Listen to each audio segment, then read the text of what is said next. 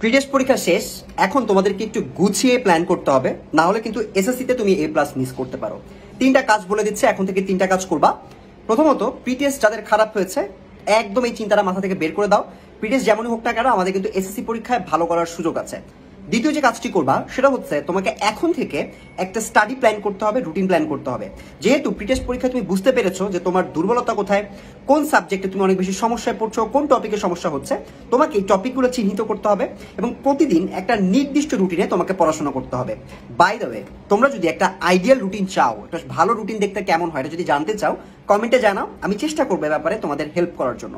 3 number, তোমাদেরকে এখন যেটা করতে হবে, টপিকগুলো আইডেন্টিফাই করার পর যে টপিকগুলোর সমস্যা আছে ওই টপিকের বেসিকের পাশাপাশি টেস্ট পেপার সলভ করতে হবে।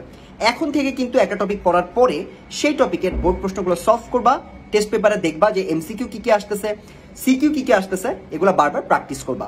এবং মোস্ট ইম্পর্টেন্টলি তোমাদের এখন যেটা করতে হবে, বিজিএস কিংবা যে সাবজেক্টগুলো অনেক বেশি লিখতে হয়, বাংলার মতো সাবজেক্ট, এই সাবজেক্টগুলোতে A+ পাওয়ার জন্য প্রতিদিন অ্যাটলিস্ট 2টা করে সিকিউ তোমাকে লেখা প্র্যাকটিস করতে হবে। সো এটা এখন থেকে প্র্যাকটিস করা শুরু করলে আশা করছি প্রি-টেস্ট যেমনই হোক না কেন, টেস্ট এবং এসএসসি পরীক্ষায় তুমি কিন্তু ভালো করতে পারবা।